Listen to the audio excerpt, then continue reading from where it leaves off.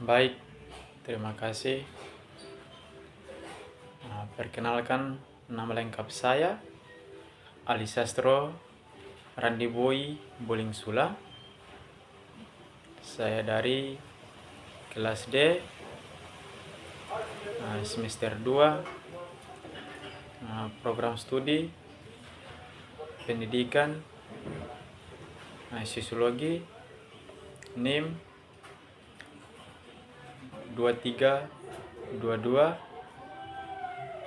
51 11 15. Di sini di mana saya akan menjelaskan atau memaparkan teori atau pandangan sosiologi klasik menurut tokoh Emil Durkheim. Sekian dari saya, terima kasih. Teori sosiologi klasik menurut Emil Durkheim. Emil Durkheim adalah seorang tokoh sosiologi klasik memiliki kontribusi yang signifikan dalam pengembangan teori sosiologi. Berikut adalah beberapa poin penting dalam mengenai teori sosiologi klasik menurut Emil Durkheim. Yang pertama adalah yang dimana fakta sosial. Fakta sosial ini memperkenalkan konsep fakta sosial yang merupakan cara seseorang dalam melakukan tindakan sosial melalui proses berpikir yang didasarkan pada sikap koersif. Fakta sosial merupakan seluruh cara bertindak maupun tidak yang dapat berlaku pada diri individu sebagai bagian dari masyarakat, di mana ada beberapa fakta sosial yang ditemukan oleh Emil Durkheim meliputi sistem hukum, agama, gagasan, sama soal perkawinan dalam kelompok sosial. Ini menunjukkan bahwa fakta sosial mencangkup berbagai aspek kehidupan yang mempengaruhi individu sebagai bagian dari masyarakat. Menurut Emil Durkheim, tindakan sosial adalah tindakan yang dilakukan berdasarkan norma-norma solidaritas kelompok di tempat individu. Sebagai contoh, tindakan sosial dapat mencakup berbagai perilaku yang mempengaruhi oleh norma yang secara efektif membatasi pilihan-pilihan tindakan sosial atau individu. Yang dimana yang kedua adalah solidaritas dan sosial atau solidaritas sosial. Durkheim mengembangkan teori solidaritas sosial yang merujuk pada kesetiakawanan dalam masyarakat. Membedakan dua jenis solidaritas, yaitu mekanis dan organis, yang masing-masing berkaitan dengan masyarakat primitif dan masyarakat modern. Contoh dari kesetiakawanan menurut Emil Durkheim adalah solidaritas sosial yang merujuk pada suatu perasaan saling percaya antara para anggota dalam masyarakat.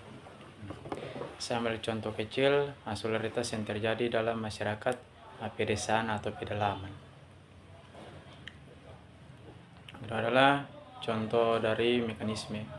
Menurut Emil Durkheim adalah solidaritas yang terjadi dalam masyarakat yang masih sederhana, di mana individu-individu atau orang-orang saling bergantungan hidupnya satu sama yang lain karena memiliki nilai-nilai dan kebiasaan yang sama. Sebagai contoh, masyarakat suku Baduy yang di mana yang terbagi menjadi dua bagian, yaitu Baduy dalam dan Baduy luar. Itu salah satu contoh merupakan dari solidaritas tersebut.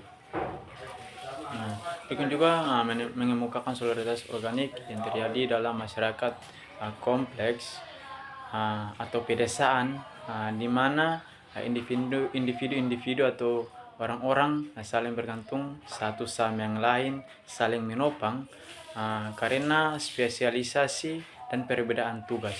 Contoh dari solidaritas organik adalah masyarakat perkotaan, di mana relasi tiap individu dalam kelompok sosial didasarkan pada perasaan saling ketergantungan atau saling menopang karena perbedaan tugas dan spesialis tersebut. Contoh dari masyarakat primitif ditandai oleh kehidupan yang masih sederhana atau yang masih biasa-biasa saja dan belum bersentuh oleh perkembangan zaman atau teknologi yang ada di kota yang syarat dengan pengetahuan dan teknologi tersebut. Contoh dari masyarakat modern dapat ditemukan dalam fenomena urbanisasi, di mana orang-orang bermigrasi ke kota untuk bersekolah, bekerja, serta dalam permasalahan yang dihadapi oleh masyarakat. Seperti ambil contoh saya modern seperti pada pandemi COVID-19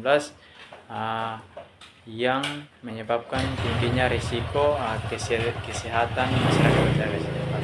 Berikut adalah teori fungsional. Berkaitan dengan teori fungsional dikenal sebagai salah satu contoh utama dalam pengembangan teori fungsional tersebut. Yang berikut adalah yang keempat adalah fungsional menurut Emil Durkheim. Dapat dilihat dalam teori struktural fungsional yang dikembangkan olehnya. Contoh dari fungsionalisme ini adalah konsep solidaritas mekanik dan organik. Solidaritas mekanik terjadi dalam masyarakat yang masih sederhana atau masih biasa-biasa, di mana individu saling bergantung satu sama yang lain karena memiliki nilai-nilai dan kebiasaan yang sama. Sementara solidaritas organik terjadi dalam masyarakat kompleks, di mana individu saling bergantung satu sama yang lain karena spesialisasi dan perbedaan tugas tersebut. Contoh konkret dari fungsionalisme menurut Durkheim adalah pemahaman mengenai solidaritas mekanik dan organik dalam struktur sosial masyarakat tersebut. Peran dalam pengembangan sosiologi. Peran Durkheim sangat penting karena usahanya dalam merumuskan objek studi dalam kajian sosiologi beserta dengan metode-metode dan pendekatan. Emil Durkheim mengembangkan beragam teori dalam ilmu sosiologi, termasuk konsep tatanan sosial dan fakta sosial.